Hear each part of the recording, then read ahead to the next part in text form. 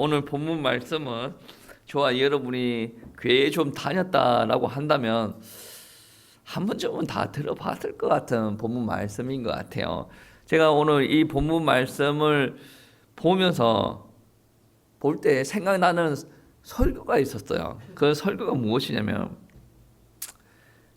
감리교 운동을 시작했던 존 웨슬리라는 설교자의 설교입니다. 이 사람은 돈에 관련된 설교를 좋아했거든요. 돈에 관련된 설교가 어떠냐면 첫째, 돈은 할 수 있는 한 많이 벌어라.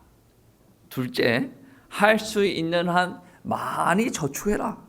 그리고 셋째, 할 수 있는 한 많이 드리라. 존 웨슬리는 부흥사였어요. 자기가 설교하는 내용 주된 핵심은 아마 회심이었을 겁니다. 복음을 전하고 부흥의 역사가 일어나고 회심의 역사가 일어나고 이 존 웨슬리가 다니는 곳곳마다 이러한 일들이 일어났습니다. 성령의 역사가 강하게 드러나고 회심의 역사가 강하게 드러났어요. 그러니까 이 사람은 한 교회에서 설교하는 설교자가 아니었거든요. 교회를 돌아다니면서 교회 아니면 교회 밖에서도 설교하는 순회 설교자였다라는 겁니다. 그러니까 이 순회 설교자였으니까 많은 에피소드가 있지 않겠습니까?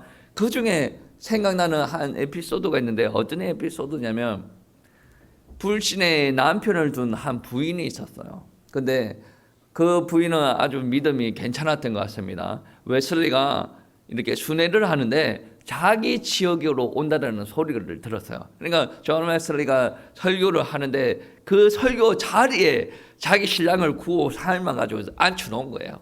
앉혀놓은데 때마침이라고 해야 됩니까? 그때에 하필이면 돈에 관련된 메시지가 좀 있었던 것 같아요. 그러니까 웨슬리가 하는 설교가 첫째, 돈을 많이 벌어라. 그렇게 이야기하는 거예요. 그러니까 불신의 남편이 그거를 딱 듣고 있으니 들은 생각이 있는 거예요.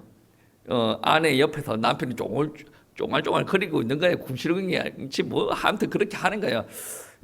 돈을 많이 벌어라 라고 하니까 불신의 남편이 하는 말이 뭐냐면 저 목사는 조금 괜찮네, 좀 다르네, 뭐 그렇게 생각을 한 거예요. 그리고 나서 이제 웨슬리가 두 번째, 많이 저축해라. 벌어가지고 많이 저축을 해라. 그렇게 설교를 한 거예요. 그러니까 불신의 남편이 이제 마음의 문이 열리기 시작한 겁니다.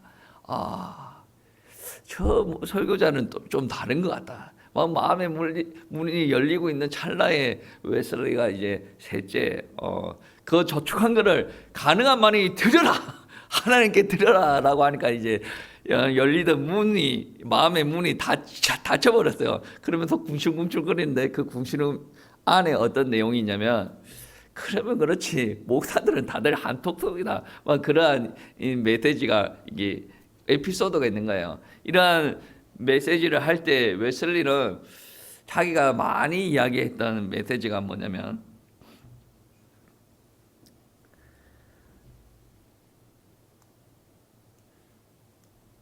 주머니가 회개되지 않는 자의 회개는 본인은 믿을 수가 없다. 그러한 이야기를 했어요. 근데 오늘 본문 말씀을 대할 때 웨슬리의 설교가 생각이 났던 것은 무엇이냐면, 같은 돈 이야기는 돈 이야기입니다. 돈 이야기인데 그 메시지를 듣는 사람이 돈 때문에 복음을 오해하는 일이 생겨요. 근데 돈이라는 메시지를 잘못 전한 게 아니에요. 온전히 전했어요. 근데 하나님을 모르는 사람이고 또 죄가 있고 그 돈이 우상으로 자기 자리를 잡고 앉아 있으니 복음을 오해하는 안타까움이 생겼다라는 부분에서 오늘 본문에 나오는 사람과 어느 정도 일맥상통하지 않는가. 여러분, 교회 찾는 이유가 여러 가지입니다. 몸이 안 좋아서 교회 오는 사람들이 있고, 가정이 안 좋아서 교회 오는 사람들이 있고, 돈이 없어서 교회 오는 사람들이 있어요. 그렇게 해서 이제 신앙생활을 이제 신앙과 접촉점을 만들게 되어지는 거죠. 그런데 나중에 하나님을 만나게 되어지면 그것을 위한 기도 필요합니다. 그런데 그게 1번이 되어지지는 않습니다. 왜냐? 그게 나중에 우상이 되어질 수도 있거든요. 그래서 하나님께서는 나 외에 다른 신도 두지 말고 우상도 두지 말라라고 이야기를 하는 겁니다. 만약에 여러분이 육신적인 동기 때문에 하나님을 온전히 바라보지 못한다라고 한다면 여러분 그거를 빨리 제하여 버려야 될 줄 믿습니다. 오늘 한 사람이 나오는데 오늘 17절 말씀입니다. 예수님을 찾아온 한 사람이에요.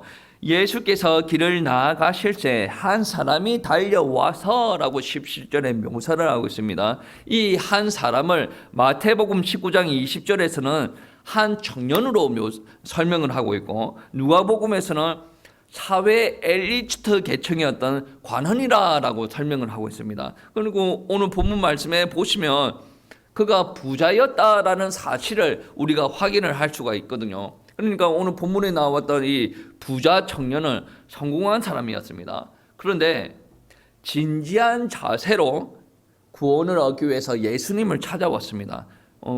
이 청년에 대해서 우리가 이야기를 짧게 언급을 하자면 어렸을 때부터 주변 사람들에게 지켜야 될 율법을 모두 다 지켰다라고 혼자 자부하는 사람이에요. 그리고 앞으로도 주변 사람들에게 그릇된 행동을 안 할 사람입니다.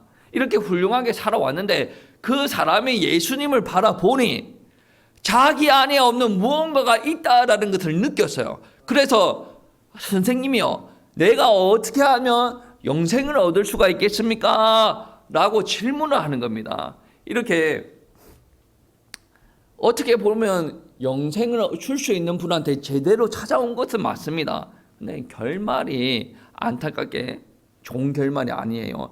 22절 말씀에 보시면 그 사람은 청년을 두고 이야기하는 겁니다. 그 사람은 재물이 많은 고로 이 말씀으로 인하여 슬픈 기색을 띠고 근심하며 가니라. 예수님께서 따라오라라고 했는데 근심하면서 나는 예수님을 못 따라가겠습니다 하고 예수님을 등지고 가는 일들이 벌어지는 겁니다. 근데 오늘 이 청년이 왜 예수님을 내버려 두고 가냐면 네 재산을, 네 재물을 팔아 가난한 사람에게 주고 나를 따라오라라고 예수님께서 명령하셨어요. 근데 여기서 착각하지 말아야 될 것은 이게 예수님의 일반적인 명령은 아닙니다. 예수님의 명령은 그냥 나를 따라오라라는 거예요. 베드로 어부였던 제자들에게 무엇이라고 합니까? 나를 따라오라. 그리고 하나님의 일을 하는 엘리야가 엘리사를 부를 때 어떻게 합니까? 나를 따라오라. 그걸 나눠주고 뭐 그런 이야기는 없습니다. 하나님의 부르심은 그냥 따라오라라는 거예요. 하나님께서 모세를 부르실 때 따라오라는 거죠. 따라오라는 거예요. 바울을 부르실 때도 따라오라. 따라오라가 일반적인 명령이에요. 근데 오늘 본문 말씀은 일반적인 명령은 아니었다라는 거예요. 근데 우리가 한번 좀 고민해 봐야 될 것은 무엇이냐면 왜 예수님께서 부자 청년에게는 너희 재산을 팔아서 가난한 자에게 나눠주고 나를 따라오라라고 했을까? 그리고 영생을 구하기 원했던 부자 청년은 왜 예수님의 그 말씀을 듣고 슬픈 기색을 보이면서 돌아섰을까? 부자 청년이 왜 그렇게 돌아설 수 있었냐면 부자 청년은 예수님이 어떤 분인지에 대한 오해를 했습니다. 물론 예수님을 바라보고 저분은 좀 다른 것 같아. 그래서 영생을 얻으려면 어떻게 해야 됩니까? 예수님 앞에 와서 영생을 구하는 것을 우리가 바라볼 수가 있는데 예수님을 뭔가 다르다라는 사실은 알았지만 예수님을 틀리게 바라봤다는 거예요. 그게 무슨 말이냐면 17절 말씀에 예수께서 길에 나아가실 때 한 사람이 달려와서 꿇어 앉아 묻자오되 선한 선생님이여 내가 무엇을 하여야 영생을 얻으리까? 라고 이야기합니다. 이 부자 청년은 하는 행동은 어떻게 보면 그 사람의 진심을 볼 수가 있습니다. 왜 그러냐면 많은 사람은 와가지고 편안하게 이야기할 수가 있지 않겠습니까? 부자 청년이에요. 어렸을 때부터 잘 배워서 성공을 하고 재물도 많이 쌓은 사람입니다. 이 사람이 나름 이 사람의 마음이 가볍지 않다라고 느껴지는 부분은 뭐냐면 예수님 앞에 달려와서 꿇어서 이야기를 한단 말이에요. 사회적인 지위가 있는 사람 아닙니까? 예수님은 어느 정도 지위가 있습니까? 없어요. 영적으로 지위가 있는 거지 사회적으로는 무시당하는 위치에 있었다라는 겁니다. 그런데 이 부자 청년은 사회적인 위치도 있으면서 예수님 앞에 달려와서 무릎 꿇어가지고 내가 어떻게 해야 영생을 얻을 수가 있습니까? 라고 질문을 하지 않습니까? 그런데 이가 하는 질문 중에 예수님을 부르시지 않았습니까? 선한 선생님으로 여기고 있다라는 거예요. 이 호칭에 대해서 예수님께서 어떻게 반응하냐면 18절 말씀에 예수께서 이르시되 내가 어찌하여 나를 선하다 일컫느냐 하나님 한 분 외에는 선한 이가 없느니라. 그러니까 좋은 말인데 예수님은 왜 여기다 꼬투리를 잡느냐 말이죠. 이 사람이 선한 선생님이여 라고 불렀어요. 근데 예수님께서는 이 선한 선생님이라는 말을 듣기가 싫은 거예요. 그러니까 이 사람이 이 호칭을 사용을 하고 있는데 잘못 사용을 하고 있다라는 것을 지적을 하고 싶은 거예요. 오늘 말씀에서 하나님 외에 선한 이가 없다라는 말은 지금 육신을 입고 있는 예수님이 선하지 않다라는 것을 이야기하고자 하는 것이 아니라 전능하신 하나님 안목에서 보면 자신의 선을 가지고 주님 앞에 온전히 설 수가 있는 사람이 없다라는 것을 지적하고 싶습니다. 왜 이 말을 하냐면 선한 선생님이요 라고 이야기했잖아요. 당신은 선하니까 영생을 받았던 것 같고 그래서 영생을 어떻게 받는지 알 수 있을 것 같고 나한테 가르쳐 주세요 라는 말이 되어지거든요. 그러니까 내가 전에 예수님 입장을 한번 생각해 보면 선하다라고 하는 말은 좋지 않은데 이 사람의 의도는 무엇이에요? 자기보다 선하다라고 느껴지는 거 아닙니까? 그래서 당신과 같이 그렇게 되고 싶고 당신에게 있는 그 영생을 나도 누리고 싶어요. 그런 뉘앙스의 말이다라는 것은 우리는 빨리 캐치를 해야 된다라는 말씀입니다. 그러니 예수님께서 하시는 말씀이 나를 선하다 일컫느냐 하나님 한 분 외에는 선한 이가 없느니라 라고 이야기를 하는 거예요. 예수님께서 지금 딴지를 거는 게 아니라 네가 지금 잘못 알고 있다라는 것을 지적하고 계시다라는 말씀입니다. 이 부자 청년은 예수님을 존경할 만한 선한 스승, 존경할 만한 모델로 여기고 있습니다. 그래서 예수님께 선한 선생님으로 여기고 그에게 질문을 던지는 거예요. 그가 예수님에게 했던 첫 질문이 뭐냐면 선한 선생님이여 내가 무엇을 하여야 영생을 얻으리까? 이 청년은 예수님을 선한 선생님으로 오해를 하더니 그리고 영생을 얻는 방법에 대해서도 오해를 하고 있습니다. 무슨 말이냐면 무엇을 행하여야 무엇을 하여야 그러니까 자기가 무엇을 해야 구원을 받을 수 있다라고 착각을 하고 있는 거예요. 이 당시에 있는 종교인들도 마찬가지고 오늘날 살고 있는 많은 종교인들이 착각을 하는 거예요.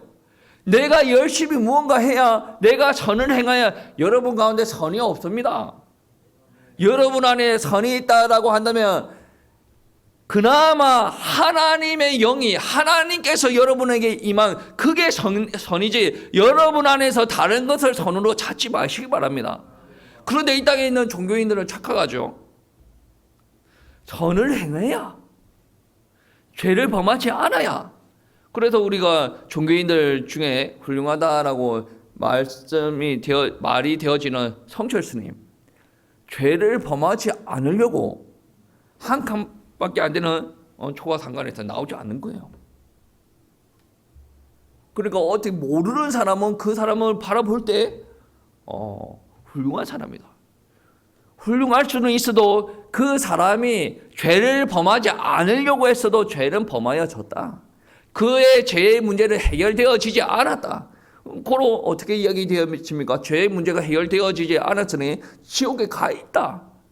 그분이 훌륭하지 않다라는 것이 아닙니다. 육신적으로 훌륭한 것으로 기준으로 따지면 저보다 훨씬 훌륭한 사람이에요. 근데 그분은 죄의 문제가 해결되어지지 않았고 저는 죄의 문제가 해결이 되어졌으니 그분은 지옥에 갔을 테고 저는 앞으로 천국에 갈 사람이고, 여러분 알겠습니까? 행위로 구원이 이루어지지 않는다라는 말씀이에요. 그러니까 이 사람은 처음부터 끝까지 선 행위를 두고 이야기하고 전에 예수님께서 이야기하십니다. 오늘 본문 19절 말씀에 네가 계명을 안 하니 살인하지 말라, 간음하지 말라, 도둑질하지 말라, 거짓 증언하지 말라, 속여 빼앗지 말라, 내 부모를 공경하라 하였느니라. 이 말씀을 하시는데 이 말씀을 듣고 청년이 하는 말이 무엇이냐면, 그가 여짜오되 선생님이여 이것은 내가 어려서부터 다 지켰나이다 라고 말씀하시는 거예요. 이 말씀을 듣고 나서 예수님께서 가슴을 아파하시죠. 예수님께서 지금 이런 말을 하는 의도가 그게 아니거든요. 근데 이 사람은 나는 그거 다 지켰는데요 라고 이야기하죠. 구원받는 자의 모습이 아니죠. 구원받을 수 있는 사람의 욕구는 무엇이냐면 하나님의 법 앞에 나는 죄인입니다.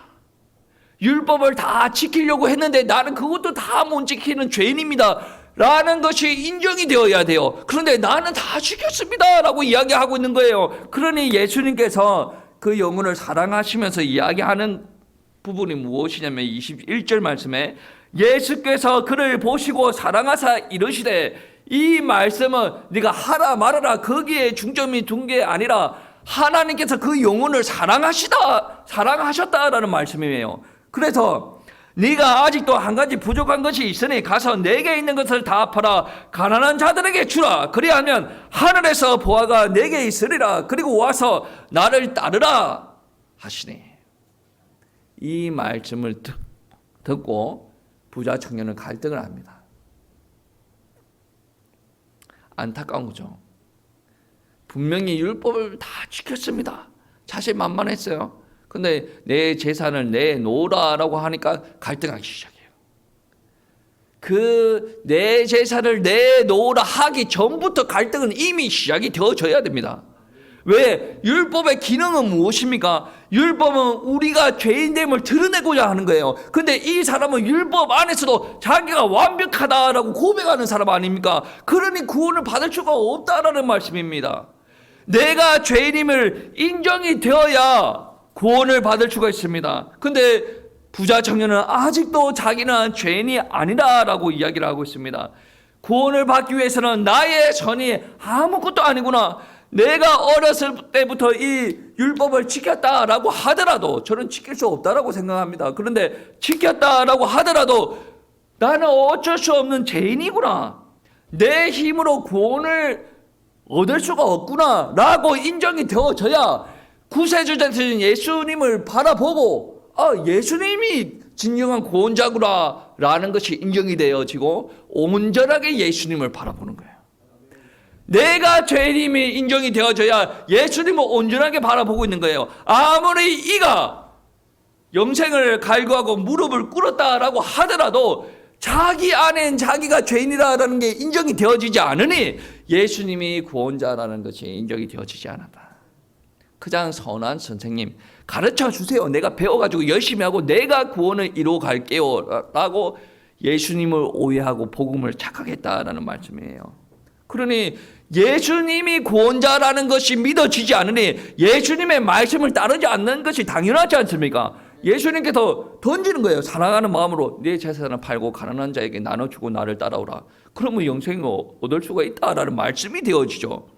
그런데 예수님이 구원자라는 것이 인정이 되어진 게 아니라 예수님께서 훌륭한 선생님 정도로 인정이 되어지니 그 말씀에 감동이 되어지지 않고 내 안에 가장 중요한 것을 내어놓으라 하시니 좋은 건 알겠는데 당신보다 나는 재물이 더 좋아요. 갈등을 하면서 가는 거예요. 뭐예요? 갈등은 하지만 결국에는 무엇입니까? 예수님을 선택하지 않았다라는 말씀이 되어지겠죠. 이러한 장면들을 제자들이 옆에서 봤어요. 옆에서 보실 때 그러면 도대체 누가 구원을 받을 수가 있단 말이냐라는 질문을 하죠. 그 질문에 대해서 예수님께서 하시는 말씀이 27절 말씀입니다. 예수께서 그들을 보시며 이르시되 사람으로는 할 수는 없으되 하나님으로는 그렇지 아니하니 하나님으로서는 다 하실 수 있느니라. 그러니까 누굽니까? 사람이 구원을 만드는 것이 아니다. 원래 사람은 죄인이었고 원래 사람은 다 그릇된 길로 갔다라고 이야기를 하지 않습니까? 하나님만이 구원을 주실 수가 있는 분이다. 하나님께서 여러분에게 구원 주신 거예요. 내가 열심히 해서 구원을 받아낸 게 아니란 말이에요. 하나님께서 주신 거예요. 에베소서 2장 8절 9절 말씀에 이런 말씀이 있습니다. 너희는 그 은혜에 의하여 믿음으로 말미암아 구원을 받았으니 이것은 너희에게서 난 것이 아니요 하나님의 선물이라. 행위에서 난 것이 아니니 이는 누구든지 자랑하지 못하게 함이라. 이 말을 들으면 어떤 일을 그렇게 할 겁니다. 그런데 왜 교회에서는 이거 하라 저거 하라라고 가르치십니까? 그거는 구원의 문제와 조금 별개 문제예요. 구원을 얻은 하나님의 백성이 하나님의 뜻 따라 살아가는 방법이에요. 그런데 왜 이거 하라 저거 하라 막 이렇게 시킵니까? 아직도 당신이 죄의 모습에서 벗어나지 못해서 그런 거예요. 구원받았다, 복음받지 못했다 그 말이 아닙니다.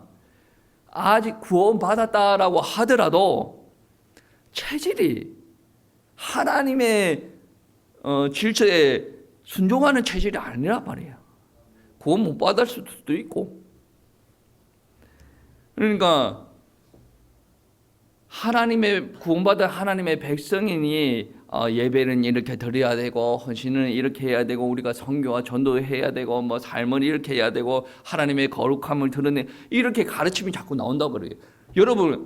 여러분 하나님을 안 믿는 사람들한테는 그게 필요가 없어요. 목사가 만약에 여러분한테 그런 거를 안 가르친다 그러면 여러분을 그냥 죄인으로 하나님의 백성으로 여기지 않는 겁니다.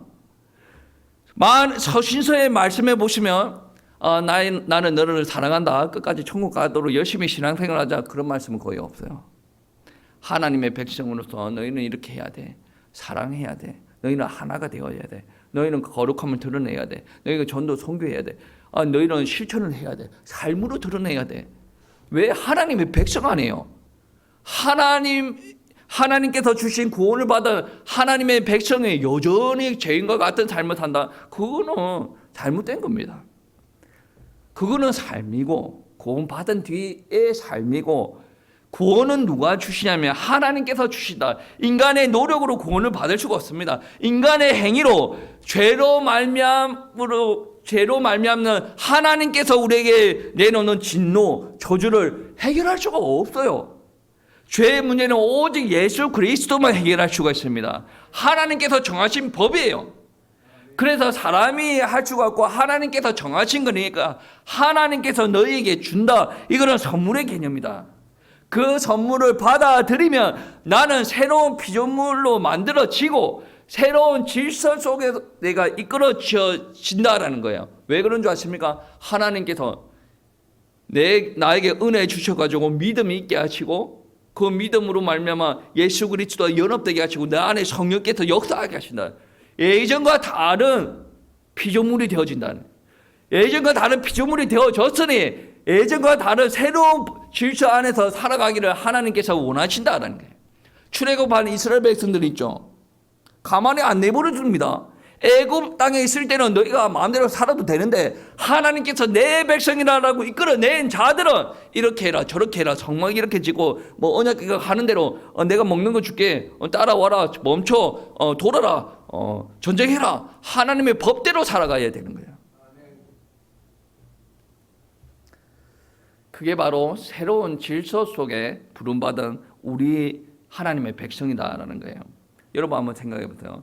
내 생각과 자아가 얼마나 강합니까? 그런데 하나님을 믿고 나서 하나님 말씀의 권위한테 내가 머리를 조아리게 된다는 거예요. 혈기왕성한 나 아닙니까? 그런데 하나님을 믿고 나서 내 안에 새로운 성품이 발견되어지기 시작한다. 발견이라기보다는 발현되어지기 시작한다.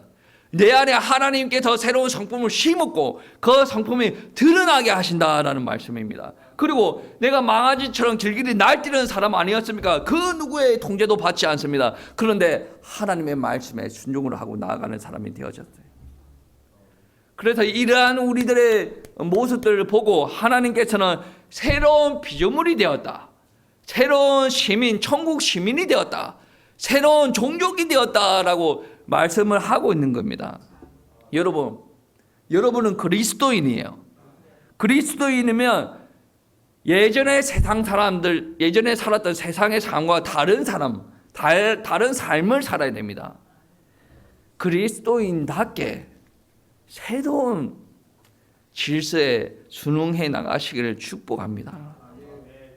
아무나 하나님의 나라에 합한 자가 아닙니다. 오늘 본문 앞절에 보시면 어린아이에 대해서 이야기가 나온 거 있습니다. 그 말씀에 보시면 이런 말씀이 있습니다. 하나님의 나라에 합한 자는 어린아이와 같이 순수한 사람이다. 15절 말씀 한번 읽어보시겠습니다. 마가복음 10장 15절 합독하시겠습니다. 내가 진실로 너에게 이르노니 누구든지 하나님의 나라를 어린아이와 같이 받아들이지 않는 자는 결단코 그곳에 들어가지 못하리라 하시고. 아멘. 순수하여야 돼요. 가식적인 게 아니라 순수하여야 돼요. 포장하지 말고 순수하여야 돼요. 그래야 어린아이가 하나님의 나라 들어간다는 게 아니라 어린아이와 같아야 하나님의 나라 들어간다.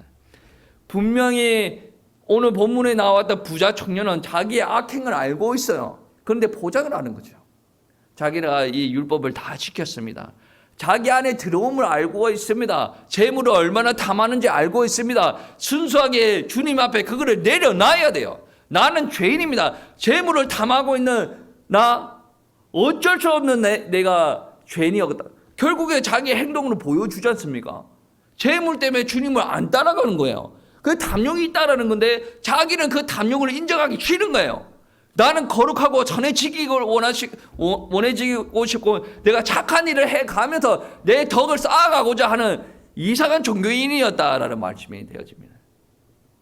교만하였다는 거죠. 왜 내 안에 내 탐욕을 인정하지 못하는 겁니까?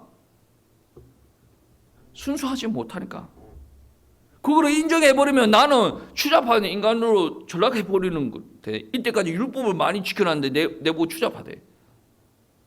원래 그게 인정이 되어지는 거예요. 이 사람이 바울보다 똑똑합니까? 바울보다 훌륭합니까? 바울은 나는 죄인 중에 죄인이다. 나는 괴수 중에 괴수다. 이야기하는 거 아닙니까? 어떻게 이 고백이 나올 수가 있습니까? 하나님을 만나시니까 더 이 고백이 강하게 드러나는 거 아니겠습니까?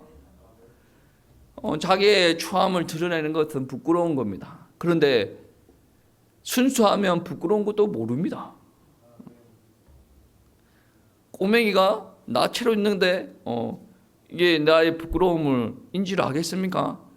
머리가 크고 한 5살, 6살, 7살 정도 되어지면 이제 내가 나체로 있는 거 부끄럽구나 이렇게 생각되어지는 거지. 어리면 어릴수록 아무것도 모르고 순수해요.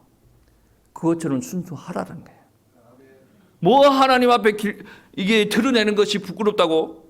하나님 앞에 예배드리고 나의 모든 것을 드려서 예배드리는 게 부끄럽다고? 하나님 앞에 예배드릴 때 손 들고 예배드리는 게 어디 부끄럽습니까? 순수하지 않다는 거거든. 예배드릴 때 아멘 못하는 게 순수하지 않다는 거거든. 예배드릴 때 내 죄를 하나님 앞에 나한테 고백하지 못하는 거는 순수하지 않다는 거거든. 내 목에 기부채가지고 내가 이런데 이렇게까지 잘 헌금도 많이 하고 선행도 많이 하고 뭐 하는 겁니까? 하나님 앞에 왔는데 하나님과 맞짱 뜨고 싶은 거예요? 피조물 주제에? 아닙니까? 저도 피조물이고 여러분도 피조물 아닙니까? 아직도 저와 여러분에게 들어온 것이 많이 있어요. 그것이 하나님을 인정하지 못하게 만든다는. 그래서 들어온 거는 들어온 거고 순수해져야 하나님을 인정을 하고 그렇게 나아가요.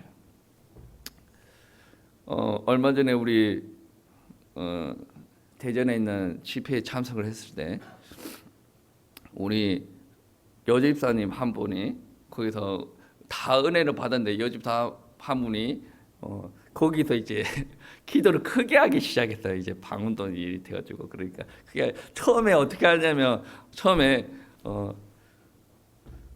사람들이 엄청 많았어요. 한 100명 가까이 되겠던 것 같아요.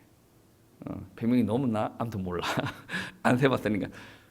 처음에 주여 이 정도 주여 주여 제가 뒤에 있었어요. 뭐하니? 뭐하니 너는 하려고 하면 똑바로 해야지. 주여 제가 다 놔뜨고 안 하려고 하면 하지 말고 하려고 하면 똑바로 해야 될 거 아니야. 놔뜨고 주여 하는데 나중에는 주여 주여 하는 거 아니에요. 순수해야 돼요. 은혜 받는데 내가 주님을 부르는데 놔둬가지고 될 문제예요. 저도 거기서 했다가 아마 그분처럼 주여 주여 했을 수도 있어요. 근데 정말로 내가 주님과 내가 1대1로 만나는 자리다라고 한다면 주변 사람과 상관없이 주여라고 부를 수 있어야 될 거 아니에요. 그래서 순수하라는 거예요. 우리 딸내미한테 둘째 딸내미한테 내년 성탄절에는 너도 피아노를 한번 쳐보자 그렇게 이야기했어요. 실력이 안 되는 건 아닌데 쳐보자라고 이야기를. 그러니까 하는 말이 피아노 학원에는 사람이 많이 없는데 교회는 사람이 많이 있어가지고 잘 안 되는데 그것도 경험이야. 그러니까 어린아이를 계속 노출시키는 게 무조건 좋은 방법은 아닙니다. 그런데 순수하였을 때 이런 거 경험하는 것도 하나님 앞에 이렇게 하는 것도 좋다라고 저는 생각을 합니다. 여러분 우리가 하나님을 찾을 때 계산기 주판 튕기지 마세요. 순수하게 하나님 나는 정말 이렇게라도 인정하세요. 오늘 부자 청년은 예수님의 질문을 들었을 때 재물 팔고 내 따라올래? 아니면 네 재물 챙겨가지고 네 혼자 살아갈래? 노골적으로 이런 말 아니겠습니까? 근데 부자 청년이 정말로 예수님께서 구원자라는 것을 알았다면 재물을 팔고라도 따라갔겠죠. 근데 그렇게까지는 느껴지지 않았다. 은혜가 없으니까 그렇겠죠. 재물 할래? 나를 할래? 뭐예요? 우선순위가 무엇이냐라는 것이겠죠. 재물이 중요하지 않다라는 것이 아닙니다. 재물도 중요합니다. 그런데 재물보다 하나님이 더 중요하냐? 아니면 하나님보다 재물이 더 중요하냐라는 말이 되어지겠죠. 그런데 이 부자 청년은 무엇을 선택했습니까? 재물이 더 중요해요. 재물을 선택했다라는 겁니다. 여러분 무엇입니까? 그 부자 청년은 영생을 갈구했고 구원을 갈구했습니다. 그래서 예수님 앞에 찾아왔지 않습니까? 그런데 이 부자 청년은 재물에 대한 탐심, 재물 때문에 하나님을 온전히 바라볼 수가 없었다. 하나님을 만날 수가 없었다라는 게 되어지겠죠. 만약에 우리 안에 얼마 전에 설날도 경험했고 보이는 것도 안에 절을 했죠. 우리 안에 마음에 만약에 하나님보다 더 사랑하는 것들이 있다. 그것 때문에 하나님을 바라볼 수가 없다라고 한다면 그것이 바로 우상이 되어지는 겁니다. 그래서 만약에 그러한 것들이 있다라고 한다면 그거 다 내려놓으세요. 하나님을 최고의 것으로 여기고 하나님을 내 마음의 중심으로 삼으시길 축복합니다. 여러분 하나님을 여러분 중심으로 모셔야 됩니다. 왜 그래야 되냐면 하나님보다 더 우선시 되는 그 우상으로 말미암아 여러분 구원의 문제가 해결이 되어지지 않을 수가 있습니다.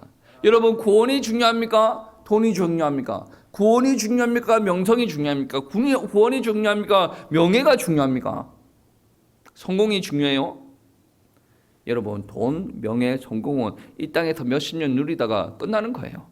정말 구원이라는 것은 내가 죽고 나서 영원히 천국에서 누리는 삶 아닙니까? 그리고 이 땅에서 구원이다라는 것은 내가 죽어서 천국을 누리지만 내 안에 누가 있는 거예요? 하나님께서 계시는 거 아니면 하나님께서 통치하시고 다스리는 거예요. 그러면 이 땅에서도 나는 천국과 같은 삶을 살아갈 수가 있다라는 말씀이에요. 여러분, 혹여나 구원받지 못했다라고 생각이 되어지시는 분은 안타깝지만 죽어서 영원히 지옥에서 벗어날 수가 없습니다. 그래서 구원을 얻는 것보다 중요한 것이 없다. 구원이 최고의 우선순위가 되어져야 된다. 예수 그리스도께서 십자가에서 흘리신 그 피, 그 사랑으로 말미암아 우리는 영생, 구원을 선물을 받았습니다. 이보다 더 큰 복은 없습니다. 교회 와가지고 하나님 축복하세요, 복 주세요. 이 기도의 의미는 무엇이냐면 하나님 나의 영혼을 긍휼히 여겨주시고 내 영혼을 붙잡아 주세요. 그런 의미가 되어지겠죠. 구원받은 사람이냐. 그리고 하나님과의 관계가 회복되어진 사람이 육신에 걸려져 있는 문제가 하나씩 회복되어지는 것은 당연한 절차이지 않겠습니까? 아직도 예수님을 믿지 못한다라고 한다면 우선순위를 바꾸시기를 축복합니다. 이 시간에 당장 십자가 앞에 서시기 바랍니다. 구원 받은 사람이든 구원 받지 못한 사람이든 이 시간에 십자가 앞에서 당장 서시기 바랍니다. 나는 죄인입니다. 내 최선의 노력으로는 구원 받을 수가 없었습니다. 라고 고백을 하시기 바랍니다. 그리고 십자가 앞에서 겸손히 서시고 그 십자가 앞에 그 나무에 그 예수님께서 흘리신 뜨거운 보혈을 보시고 느끼시기를 바랍니다. 예수님께서 나를 구원하시기를 원하셨구나. 그만큼 또 나를 또 사랑하셨구나. 확인하시기 바랍니다. 이미 구원받은 사람들은 감사함으로 또 이 사랑을 증거하는 사람으로 살아가면 되는 거 아닙니까? 그리고 이전과 다른 삶을 살기 위해서 맹세하시고 또 그렇게 결단하시고 살아가면 돼요. 근데 아직까지는 그러한 결단이 없는 사람들은 회개하시고 돌아오시기 바랍니다. 내가 이때까지 교회에 다녔는데 이때까지 내가 나름 선하게 열심히 살았는데 나 안에 구원이 없는 것 같아. 없겠죠. 구원은 열심으로 오는 게 아닙니다. 구원은 십자가로부터 오는 거예요. 그래서 십자가 앞에 섰을 때 그분이 여러분을 위해서 걸리신 보혈을 바라볼 때 여러분이 회복이 되어지는 겁니다. 다른 그 무언가가 일어날 수가 없단 말입니다. 이 믿음으로 말미암아 이제부터 나는 혼자 살아가는 것이 아니에요. 내 능력으로 살아가는 것이 아닙니다. 그 피로 말미암아 나는 하나님께 속한 새로운 백성이 되어지는 거예요. 주님께서 함께 하시는 새로운 백성이 되어지는 겁니다. 여러분 좀 위로가 되어지고 자신이 좀 만만하고 좀 자존감이 올라가는 것 같지 않습니까? 올라가야 정상입니다. 올라가야 여러분이 오늘 설교에 오늘 예배에 은혜 받은 겁니다. 그리고 이 은혜 받은 것 가지고 주님과 더불어 또 한 주를 살아가고 또 그분의 품에 안기는 그날까지 그분과 동행하시는 기쁨을 누리시기를 축복합니다.